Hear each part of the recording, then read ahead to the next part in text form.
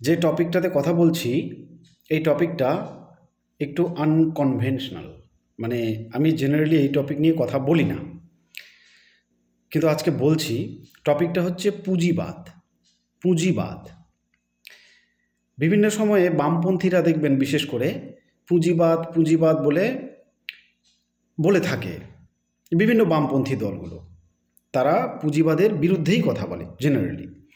তো আপনারা বা আমি অ্যাকচুয়ালি আমরা জানি না পুঁজিবাদ কি, খায় না মাথায় দেয়, আমরা কিন্তু জানি না বিস্তারিত, কেউই জানি না।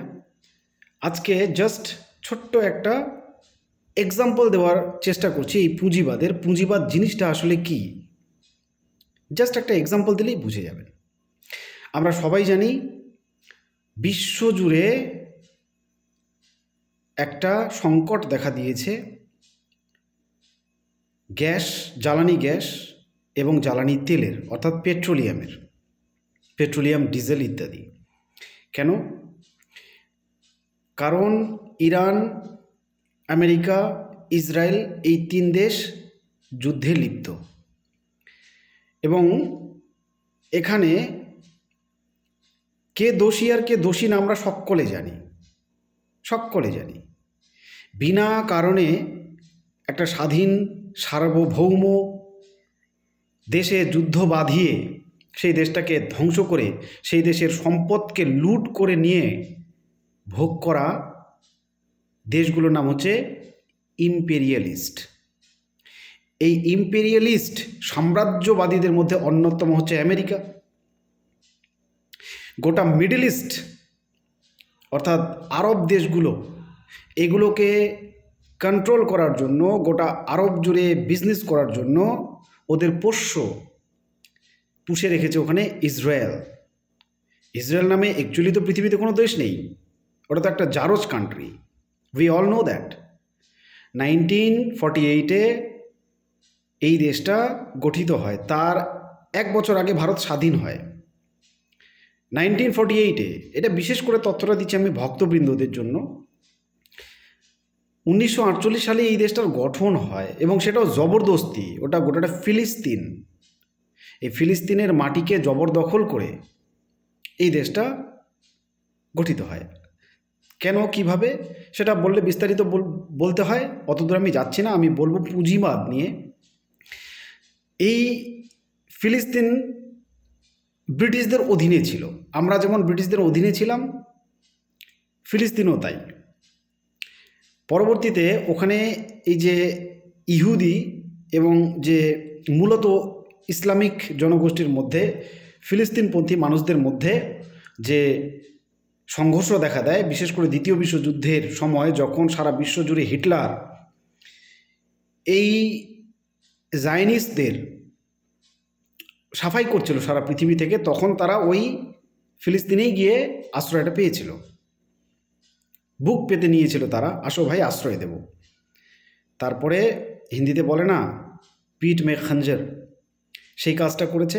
আজকে গোটা ফিলিস্তিনটাকে প্রায় দখল করে জাস্ট একটা ওয়েস্ট ব্যাংক আর পৃথিবীর সব থেকে বড় কয়েদখানা, ওপেন জেল যাকে বলা হয়, গাজা স্ট্রিপ বানিয়ে রেখেছে দেশটাকে, এবং অন্যায়ভাবে তাদের উপরে যুদ্ধ চাপিয়ে দিচ্ছে। একাধারে নির্মম ফুলের মতো সুন্দর শিশুগুলোর উপর কিভাবে বম বারিশ করছে সারা বিশ্ব দেখেছে। এটা নতুন কিছু নয়। এইবার চলে আসছি আমি সেই জায়গাটায়, এই যে শিশুদের উপর বম বর্ষণ, এটা দেখেছি। এটা ইম্পেরিয়ালিস্টরা করে থাকে নিজের কর্তৃত্ব বিস্তার করার জন্য, প্রতিপত্তিকে টিকিয়ে রাখার জন্য এবং সারা বিশ্বের বাণিজ্যটাকে কন্ট্রোল করার জন্য। আপনি ভাবছেন এটা কি করে পসিবল? আমাদের তো পারবে না। বলছি দাদা, each and everything in the world is controlled by this imperialist power. এই ক্যাপিটালিস্টদের দ্বারাই আমরা নিয়ন্ত্রিত এবং পরিচালিত, এই ক্যাপিটালিস্টদের দ্বারা। কিভাবে? এই যে হরমুজ প্রণালী বন্ধ করেছে ইরান, স্ট্র্যাটেজিক্যালি সারা বিশ্বজুড়ে হই হই পড়ে গিয়েছে না, কি রব পড়ে গিয়েছে। বিশেষ করে আমেরিকা উঠে পড়ে লেগেছে এই হরমুজ প্রণালীটাকে খোলার জন্য। অন্যদিকে আমেরিকা বলছে যে আমার তো তেলের প্রয়োজনই নেই, ওই দেশটার ইনাফ তেল ভাণ্ডার রয়েছে। হরমুজ প্রণালী খুললেও 12, না খুললেও তার 13, কিছু যায় আসে না তার। তাহলে উঠে পড়ে কেন লেগেছে? সারা বিশ্ব কিন্তু নাক গলাচ্ছে এই হরমুজ প্রণালী নিয়ে। যখন ইরান এটাকে বন্ধ করে দিল তখন সারা বিশ্ব জেগে উঠছে, আরে সংকট দেখা দিচ্ছে তেলের, পেট্রোলের, গ্যাসের। কারণ এখানে বিশাল বড় ব্যবসার ক্ষতি হচ্ছে আমেরিকার এবং সাম্রাজ্যবাদী শক্তির। এই সাম্রাজ্যবাদী শক্তি ঠিক তখন চুপ ছিল যখন একটা প্রাইমারি স্কুলের বাচ্চাদের উপরে বম মারা হলো, 180টা বাচ্চা সেখানে সঙ্গে সঙ্গে মারা গেল, নিহত হলো। 180 চিলড্রেন প্রাইমারি স্কুলের, তাদের উপরে বম নিক্ষেপ করা হলো। আমাদের দেশেও হয়েছিল সিমিলার ইনসিডেন্ট নয়, অ্যাক্সিডেন্ট। অক্সিজেনের অভাবে শিশুরা মারা যাচ্ছিল। বিখ্যাত জীবিত কবি বর্তমান গুলজার এটা নিয়ে লিখেও ছিলেন যে সবের উপরে, সব মরদেহের উপরে আমি ফুলের মালা পরাতে দেখেছি, আজ প্রথম ফুলের মৃত্যু দেখলাম, হিন্দিতে লিখেছিলেন তিনি। সেই মৃতপ্রায় শিশুদের সাহায্যের জন্য যিনি এগিয়ে এসেছিলেন, একজন ডাক্তার, ওনাকে কত বছর বিনা অপরাধে, মানে মানুষের সেবা করার জন্য, উচিত কাজ করার জন্য জেল খাটতে হয়েছে, সেটা আমরা দেখেছি। ইম্পেরিয়াল পাওয়ার, নিজের ক্ষমতাটাকে জাহির করার জন্য। কোনো নীতি নেই, কোনো নিয়ম নেই, কোনো কিছুর তোয়াক্কা নেই। আরেকটা প্রসেস যেটা আমাদের এখানে চলছে সেটার সঙ্গেও মিল পাবেন। কোনো নিয়ম নেই, কোনো নীতি, আগামীকাল তালিকা প্রকাশিত হবে। কোনো নিয়ম নেই, কোনো নীতি নেই, কোনো কিছুর তোয়াক্কা নেই, জাস্ট প্রত্যেকটা প্রুফ আছে মানুষের কাছে, তারপরেও আন্ডার অ্যাডজুডিকেটেড, কেউ বা ডিলিটেড, আছে প্রুফ। বলতে গেলে আপনি পণ্ডিত হয়েছেন, উচিত কথা যুগে যুগে যারাই বলেছে তাদেরকেই টার্গেট হতে হয়েছে, তাদেরকেই গালিগালাজ খেতে হয়েছে। রাজা রামমোহন রায়, ঈশ্বরচন্দ্র বিদ্যাসাগর, ইভেন নেতাজি, বলতে গেলে অনেক লম্বা হয়ে যাবে। ইনাদের আজকে মনীষী হিসেবে সম্মান করি, তো উনাদের সমসাময়িক সময়ের ইতিহাসটা পড়ে দেখুন, সমাজের কাছে কি পরিমাণ অপমানিত হতেন, কি পরিমাণ গালিগালাজ খেতেন এই মনীষীরা, এই মহাপুরুষরা।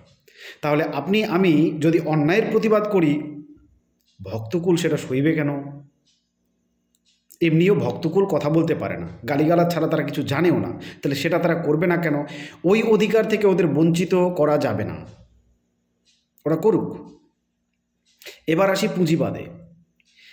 যখন বাচ্চাদের উপরে বম মারা হলো তখন গোটা বিশ্ব চুপ, এই পুঁজিবাদী শক্তি চুপ, কেউ কথা বলছে না। যখন হরমুজ প্রণালীতে অ্যাটাকটা হলো, ব্লকড হলো, তখন সারা বিশ্বের বাণিজ্য ঠাপ হয়ে গেল।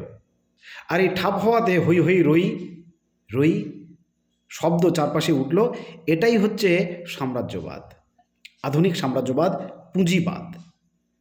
পুঁজিবাদ, এই হরমুজ প্রণালী দিয়ে আমরা বুঝে গেলাম যে সারা বিশ্বের তেল ভাণ্ডারের ম্যাক্সিমামটাই যাতায়াত করে, অর্থাৎ সারা বিশ্বের যে পেট্রোলিয়াম বিজনেস সেটার পথ হচ্ছে এটা। বিজনেসে যারা জড়িত তাদের গা জ্বলছে, তাদের গা জ্বলবেই। আমেরিকার পেট্রোলিয়ামের দরকার নেই, ওদের বিশাল তেল ভাণ্ডার রয়েছে। এবং স্বাধীন সার্বভৌম দেশের একজন রাষ্ট্রপতি ভেনেজুয়েলা, তাকে ঠপ করে গিয়ে তুলে নিয়ে চলে আসলো। এই ভেনেজুয়েলার যে রাষ্ট্রপ্রধান, উনি ভালো মানুষ ছিলেন কি খারাপ মানুষ ছিলেন সেটা আমি বলছি না, উনি যে ধোয়া তুলসী পাতা সেটাও আমি বলছি না, কিন্তু উনার একটা গণতান্ত্রিক দেশে উনার দেশের জনগণ সেটা বিচার করবে। Who are you mister my friend Donald Trump? Who are you? সারা বিশ্বের দাদা হয়ে ফিরছেন, সারা বিশ্বের। এটাই হচ্ছে পুঁজিবাদ। এটা ভয় দেখানো গোটা বিশ্বকে, আর আমরা ভয়ে থরথর কাঁপছি। কিভাবে? আপনি দেখুন, রাশিয়া আমাদের ফ্রেন্ড ছিল, রাশিয়া তেল সাপ্লাই করতো আমাদের। ইরান আমাদের কত পুরনো বন্ধু, কত পুরনো, ভক্তরা জানে না, ওনাদের জন্য রিপিট করছি আমি ইতিহাস। Kashmir issue, Iran stood by India. ইন্ডিয়ার পাশে দাঁড়িয়েছে কাশ্মীর ইস্যুতে, পাকিস্তানের পাশে নয়। এতটাই বন্ধু শুরু থেকে আজ অবধি ইন্ডিয়ার সমর্থক। বাংলাদেশের ৭১-এর স্বাধীনতা যুদ্ধ ইন্ডিয়া যে ইন্টারফেয়ার করেছিল, এবং বাংলাদেশের স্বাধীনতা যুদ্ধে বিশাল বড় অবদান রয়েছে ভারতের, কেউ অস্বীকার করতে পারবে না। সেখানে ইরানের সমর্থন ইন্ডিয়ার পাশে আরও রয়েছে। ইন্টারন্যাশনাল ইস্যুগুলোতে ইরান সবসময় ভারতের পাশে থেকেছে, ভারতের বন্ধু। এবং চাবাহার পোর্ট যেটা ইন্ডিয়াকে দিয়েছে আমেরিকার ভয়ে, আমাদের ৫৬ ইঞ্চি কাজই করতে পারলো না। সেই চাবাহার পোর্ট যদি একবার তৈরি হয়ে যেত, কাজ অনেক দিনে শুরু হয়েছে, অনেক দিনে চুক্তি হয়েছে, ইন্ডিয়া আমেরিকার ভয়ে কাজ করলো না। সেখানে যদি করতো, সেই চাবাহার পোর্ট থেকে পাইপলাইনের মাধ্যমে ইন্ডিয়াতে পেট্রোলিয়াম আসতো। আজকে এই যে হিন্দিতে বলা হচ্ছে গ্যাস কি কিল্লত, পেট্রোলিয়াম কি কিল্লত, এগুলো আমাদের দেখতেই হতো না। কিন্তু সাহস করে উঠতে পারলাম না কেন? মাই ফ্রেন্ড ডোনাল্ড ট্রাম্প, আপকি বার তারাম সরকার। সেই ট্রাম্প এমন দিল পেছনে, এমন দিল যে আমরা কার কাছ থেকে তেল কিনবো? একটা স্বাধীন সার্বভৌম দেশ, আর আমরা দাবি করি সারা বিশ্বের বৃহৎ গণতন্ত্র, বিশ্বগুরু হ্যাঁ হাম। তেল কেনার অনুমতি নিতে হচ্ছে আমেরিকার কাছে, আমেরিকার কাছে তেল কেনার অনুমতি নিতে হচ্ছে, অন্যথায় কত সাহসী আমরা! বিশ্বগুরু হওয়ার সত্যি যোগ্যতা রয়েছে। অন্যদিকে ভক্তরা তো এগুলো খোঁজ রাখবে না তারা। অন্যদিকে আরএসএস কে ভয়ঙ্কর সংগঠন বলেছে আমেরিকায়, ধর্মীয়, সারা বিশ্ব জুড়ে ধর্মীয় প্রভাব নিয়ে যে সংস্থা কাজ করে, তারা সম্প্রতি রিপোর্ট প্রকাশ করেছে ভারতের গণতন্ত্র খাতরে মে হ্যায়, এটা বলেছে। এবং কিভাবে ধর্মীয় নীতি প্রয়োগ করে মানুষের উপর উৎপীড়ন চলছে, এটাও আমেরিকায় রিপোর্ট করেছে। সারা বিশ্ব জুড়ে ওনারা এটা করে থাকে। বিস্তারিত জানাচ্ছি না কিছু, যারা জানে ওনারা জানে। রাশিয়ার কাছ থেকে তেল কেনার অনুমতি দিয়েছে আমাদেরকে আমেরিকা 30 দিনের জন্য, তাহলে আমরা কিনতে পারবো। এবার রাশিয়ার সুযোগটা নিয়েছে, রাশিয়ার কাছ থেকে আমরা তেল কিনতাম ছাড় দিত, আমাদের বিশাল বড় একটা পার্সেন্ট ছাড় দিত, আমরা সেই ছাড়ে তেলটা কিনতাম রাশিয়ার কাছ থেকে। আমরা মাই ফ্রেন্ডের জন্য রাশিয়া থেকে তেল কেনা বন্ধ করে দিলাম, আমাদের ধমকি দিল রাশিয়া থেকে তেল কেনা বন্ধ করে দিলাম। এতটাই সাহস আমাদের, সত্যি 56 ইঞ্চি তো, বন্ধ করে দিলাম। আজকে আবার যখন বিপদে পড়ছি, রাশিয়ার কাছে দৌড়ে গেলাম। রাশিয়া বলছে তেল তো হাম দেंगे पर ডিসকাউন্ট नहीं देंगे, ऊपर से ज़्यादा दाम लगेगा। উচিত কথা। এখন বেশি দাম দিয়ে তেল কিনতে হচ্ছে রাশিয়ার কাছ থেকে। ঠিক ইসরায়েল এবং আমেরিকা যেদিন ইরানকে অ্যাটাক করলো, ইতিহাসের জঘন্যতম অ্যাটাকগুলোর একটা, অন্যায়, চরমতম অন্যায়। ঠিক যে অন্যায়টা সাদ্দাম হোসেনকে ফাঁসি দেওয়ার আগে ইরাকের বিরুদ্ধে ওরা করেছিল, বায়োলজিক্যাল উইপন আছে ইরাকে, সাদ্দাম সেটা তৈরি করছে। 10-15 বছর ধরে দেশটাকে তছনছ করে ধ্বংস করে দিয়ে তেলের ডেপোগুলোকে দখল করলো, করার পর তারা ঘোষণা করলো কোনো উইপেন পাওয়া যায়নি। সাদ্দাম হোসেন ধোয়া তুলসী পাতা? না, আমি একবারও দাবি করব না। কিন্তু উনার বিচার করতো উনার দেশের মানুষ। তুই কে হে? কোথা থেকে এসে তুই এই দেশগুলোকে, তাহলে পৃথিবীর কোনো দেশ, কোনো জাতি তোর লোভের কাছে সুরক্ষিত নয়, তো সুরক্ষিত নয়। এই বর্বরতা আমরা একবার সহ্য করেছি, ব্রিটিশরা এসে আমাদের 200 বছর চুষে গেছে, আমরা একবার সহ্য করেছি, আবার পৃথিবী সেদিকেই এগোচ্ছে। আপনারা একবার চোখ খুলে দেখুন, পৃথিবীর অনেকগুলো দেশ, ইভেন প্রচুর অ্যারাবিয়ান দেশগুলো, মিডল ইস্টের, ইরান বাদে, তারা কিন্তু ওই অধীনতামূলক মিত্রতা নীতি, যেটা ইতিহাসে পড়েছিলেন, তার শিকার। অধীনতামূলক মিত্রতা নীতি যেটা ব্রিটিশরা এখানে প্রয়োগ করেছিল, এটা আমেরিকা প্রয়োগ করছে বর্তমান আধুনিক বিশ্বের দেশগুলোকে তাদের অধীনস্থ করে রাখতে। তাদের কাছ থেকে অস্ত্র কিনতে হবে, তাদেরকেই তেলটা সাপ্লাই করতে হবে, এবং পেট্রো ডলার যে চুক্তিটা মনে আছে, আপনি পেট্রোল বিক্রি করবেন, আপনার দেশের পেট্রোল আপনি উৎপাদন করছেন, বিক্রি করতে হবে ডলারে। ইরান প্রথা ভেঙেছে, ইওয়ানে বিক্রি করছে তেল, পেট্রোল, সেই জিগার ইরানের আছে। ইরান এককভাবে এই যুদ্ধে জয়ী হবে কি না জানি না, সন্দেহ আছে।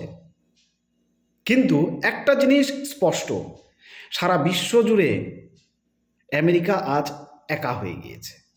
আর এই যে ইসরায়েল, এই তথ্যটা তো আমি বলতে বলতে থমকেই গেলাম, বললামই না। ঠিক 56 ইঞ্চি যেদিন ইসরায়েলের পার্লামেন্টে দাঁড়িয়ে মেডেল গলায় ঝুলিয়ে ভাষণ দিচ্ছেন, ইসরায়েল নাকি ফাদারল্যান্ড, এটা কিন্তু ভারতবাসী সকলের নয়, এটা ভক্তদের। ইসরায়েল ইজ দ্য বলে ফাদারল্যান্ড অ্যান্ড ইন্ডিয়া মাদারল্যান্ড। আমার কাছে তো লজ্জাজনক মনে হয়েছে। ভক্তদের ফাদারল্যান্ড হতে পারে, ভক্তদের পিতার কোনো শেষ নেই, এবং ওরা ঘন ঘন পিতা চেঞ্জ করে, ইয়ে মেরে বাপ হ্যাঁ, ও মেরে বাপ হ্যাঁ বলে তারা। তাহলে নতুন তাদের পিতা জায়নিস্টরা হতেই পারে, উই হ্যাভ নো অবজেকশন। কিন্তু খেলটা কোথায় হলো? উনি যেদিন ওখান থেকে রিটার্ন করলেন, ঠিক ওদিন রাতেই ইসরায়েল এবং আমেরিকা মিলে অ্যাটাক করলো। এটা কিন্তু ভারতের কত বড় বদনাম, একবার ভেবে দেখুন তো, একবার ভেবে দেখুন কতটা চালাকি করেছিল ইসরায়েল ভারতকে ওখানে টেনে নিয়ে যাওয়ার জন্য। কিন্তু ইরান সেটা বোঝে, এ কারণে ডিরেক্ট ব্লেম করেনি। তারপরেও ওনাদের যে সৈন্য নৌবহর ডেকে এনে এখানে মহড়া করা হলো, ফেরার পথে সেই জাহাজটাকে অ্যাটাক করলো আমেরিকা, এবং জাহাজটা ডুবে গেল। তারা কিন্তু ইন্ডিয়ার অতিথি ছিল। আমেরিকা ইসরায়েল যখন অ্যাটাক করলো অন্যায়ভাবে ইরানকে, আজ অবধি মোদিজি একটা ওয়ার্ড উচ্চারণ করেনি, নিন্দা করা তো দূরের কথা, not even a single word. 56 inch, not even a single word he pronounced till date. এখন উপায় না দেখে পেজেশকিয়ান রাষ্ট্রপতি ইরানের, ওনার সঙ্গে গিয়ে মিটিং করছেন। এটা ভারতের জন্যই, এটা ভারতের পক্ষে ভালো। মিটিং করছেন, পেট্রোল এবং ভারতের দুটো বড় বড় ট্যাঙ্কারকে ইরান কিন্তু ছেড়েও দিয়েছে, এবং আরও অনেকগুলো ছাড়ার জন্য আলোচনা চলছে। অদূর ভবিষ্যতে হয়তো সেগুলোকে ছাড়া হবে, এবং আমাদের পেট্রোলিয়াম এবং গ্যাসের যে কিল্লাত চলছে সেটা লাঘব হবে আশা করি। ইরানিয়ান যে মিনিস্টার, ওনার ভাষণ যদি আপনারা শুনে থাকেন, একজন সাংবাদিক প্রশ্ন করেছিল ইন্ডিয়ার ভূমিকা নিয়ে, ওনার জবাব ছিল, most of the Indians are by the side of Iran. Present activity আমরা যদি দেখি, ডিরেক্টলি সাপোর্ট কিন্তু ইসরায়েলে, এটা জানে ইরানিয়ানরা, জানে না? জানে। তারপরেও কিন্তু ওনারা জানে যে যারা স্বাধীনতা সার্বভৌমত্বকে পছন্দ করে ইন্ডিয়ানরা, তারা ইরানের পক্ষে, যারা ন্যায় পছন্দ করে, যারা সত্যবাদী, তারা ইরানের পক্ষে। ইসরায়েল একটা জারজ কান্ট্রি, এই দেশের কোনো অস্তিত্ব নাই। সারা বিশ্বজুড়ে যত দাঙ্গা ফাসাদ, মোসাদের নাম শুনেছেন? Is Mossad. যত দাঙ্গা ফাসাদ, বিহাইন্ড দিস ইজ মোসাদ। আর এই মোসাদ হচ্ছে ইসরায়েলের উচ্চ স্তরের ইন্টেলিজেন্স। আমাদের এখানে আইটি সেল বলতে পারেন, কিন্তু ওদের লেভেল এদের মানে এরা 2 টাকা নিয়ে টুইট করে না, 2 টাকা নিয়ে পোস্ট করে না। আমাদের এখানে রেট হচ্ছে 2 টাকা নেবে, ভক্তকুল, এবং পোস্ট করবে কারো বিরুদ্ধে, কারো অ্যাগেনস্টে ইত্যাদি, বা রিপোর্ট করবে। প্রতি রিপোর্টে 2 টাকা। প্রচুর করেছে, করুক, করতে দাও, কিচ্ছু যায় আসে না। এই যে চিত্র সারা বিশ্ব জুড়ে একটা প্রেসিডেন্টকে তুলে আনলো, আরও যে কোনো স্বাধীন সার্বভৌম দেশের প্রেসিডেন্টকে তারা তুলে নিয়ে যেতে পারে? এই অধিকার তাকে কে দিয়েছে? নিয়ে জেলে পুরে রেখে দিয়েছে বিচারের নামে। তুই কে হে? তুই কত বড় অন্যায়কারী? এমন কোনো যুদ্ধাপরাধ নাই যা ইসরায়েল অ্যান্ড আমেরিকা করেনি বা করছে না। আর এই যে আমরা যখন ইতিহাস পড়ে এসেছি, সেখানে যে যে কনভেনশন, জেনেভা কনভেনশন ইত্যাদি আমরা উল্লেখ পাই, এবং ইউনাইটেড নেশনস, এখন তখন তো মাথায় ঢোকেনি ইউনাইটেড নেশনস জিনিসটা কি, খায় না মাথায় দেয়, ইদানিং মাথায় ঢুকছে। ইউনাইটেড নেশনস খাতায় কলমে, কাগজ কা শের, এত প্রমাণ থাকা সত্ত্বেও তারা গোটা ল্যান্ড ইসরায়েল দখল করে রেখেছে ফিলিস্তিনের, এবং ইন্টারন্যাশনাল কোর্ট বহুবার আদেশ জারি করেছে সেই দখলীকৃত ল্যান্ডটাকে ফিরিয়ে দিতে ফিলিস্তিনকে। আজ অবধি এক চুল জমি ছাড়েনি। কি করতে পেরেছে ইভেন? কিছু করতে পারেনি, কিছু করেনি, কিছু করছে না। আমেরিকা ওয়ার ক্রাইম করছে। এই রিসেন্টলি ডোনাল্ড ট্রাম্প যে 48 ঘন্টার একটা ধমকি দিয়েছে ইরানকে, 48 ঘন্টার মধ্যে যদি হরমুজ প্রণালী খুলে না দেয়, তাহলে যতগুলো ওখানে পাওয়ার প্ল্যান্টস আছে সেগুলোকে ধ্বংস করে দেবে। এটা কিন্তু যুদ্ধাপরাধ। কেন? কারণ আধুনিক যুদ্ধাপরাধের নীতিগুলোতে যে পয়েন্টসগুলো উল্লেখ করা আছে, তার মধ্যে একটা হচ্ছে পাবলিক সেক্টরকে, পাবলিক যেখান থেকে সে পাওয়ার হোক, ওয়াটার সোর্সেস হোক, যে কনজামশন করে মানুষ জীবিত থাকে, সেগুলোকে অ্যাটাক করা যাবে না, অ্যান্ড সেগুলোকে অ্যাটাক করার ধমকিও দেওয়া যাবে না, দিয়েছে আমেরিকা। এবং ইসরায়েল তো অহরহ যুদ্ধাপরাধ করেই চলেছে, এটা তো মানবতা বিরোধী। এই কয়েকজন জাইনিস্টকে ছেড়ে দেওয়ার পর সারা বিশ্ব জুড়ে যখন হিটলারের সমালোচনা হচ্ছিল, হিটলার একটা কথা বলেছিল, মাইন ক্যাম্প মনে আছে তো, বলেছিল যে কয়েকজনকে আমি ছেড়ে রাখলাম, সারা বিশ্ব একদিন প্রমাণ পাবে যে এদেরকে আমি কেন করেছি। আজ কিন্তু সারা বিশ্ব সত্যিই দেখছে, ওই জায়গাটা একদম সত্যি ছিল যে এরা মানবতার শত্রু। এরা থাকলে এরাই থাকবে, পৃথিবী থাকবে না। আর গ্রেটার ইসরায়েলের ম্যাপ এবং যে তথ্যটা, সেটা যদি শোনেন তাহলে তো অবাক হয়ে যাবেন। গোটা বিশ্ব জুড়ে যেমন হিটলার মনে করতো একটাই উন্নত জাতি, সেটা হচ্ছে জার্মান, এদেরও কিন্তু মতবাদ একটাই, সারা বিশ্বকে কন্ট্রোল করবে এরাই, এবং এটা এদের ধর্মগ্রন্থে আছে। সারা বিশ্ব জুড়ে এরাই থাকবে কন্ট্রোলার, এবং গ্রেটার ইসরায়েলের যে ম্যাপ, হয়তোবা সেখানে ভারতও আছে, ফাদারল্যান্ড বলে কথা। বাই দ্য ওয়ে, আলোচনা অনেক করলাম। সারা বিশ্ব আজ পুঁজিবাদীদের দ্বারা নিয়ন্ত্রিত, বলতে বলতে থেকে গেল কথাটা, এবার কমপ্লিট করছি টেনে নিয়ে। কিভাবে আপনি ভাবছেন আমাদেরটা তো গণতান্ত্রিক দেশ, আমরা ভোট দেই, আমরা সরকার ঠিক করি? নো, সব কিছু ইন্টারন্যাশনালি বাজার ঠিক করে। এই যে শুনছেন না রিজিম চেঞ্জ, যেখানে খুশি মতো শাসককে দিয়ে ওনাদের পোষায় না। যখন বাংলাদেশে আন্দোলনটা হলো, তখনও শুনেছিলেন তো যে আন্দোলনের পিছনে নাকি আমেরিকার হাত ছিল।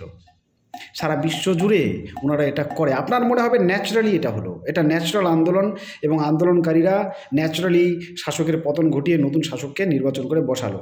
নো, এটা ইন্টারন্যাশনালি কন্ট্রোলড। ওনাদের সুবিধা মতো শাসককে এমনভাবে, আজকাল যেমন ভিডিওগুলো এআই না অরিজিনাল বোঝা যায় না, ঠিক ওরকম ওনাদের প্রক্রিয়াটা। এমন সুন্দর পদ্ধতিতে রিজিম চেঞ্জ করে দেয়, যেমন ইরানি চেষ্টা করলো। কেন? কারণ এই ইরানই একমাত্র দেশ যে মাথা তুলে দাঁড়িয়ে আছে। এই ইরান একমাত্র ভয়, যার জন্য গোটা মিডল ইস্টটাকে ডিরেক্ট চোষা তো যাচ্ছে, কামড়ে খাওয়া যাচ্ছে না, এই ইরানের জন্য। আশা করি কিছুটা আন্দাজ দিতে পেরেছি। যদি আপনারা মনে করেন যে এই ইরানের সঙ্গে যুদ্ধের শুরু থেকে শেষ অবধি, মানে কেন আমেরিকার সঙ্গে যুদ্ধটা লাগলো, কেন আমেরিকার শত্রু কেন? ইরান কিন্তু চিরকাল আমেরিকার শত্রু ছিল না।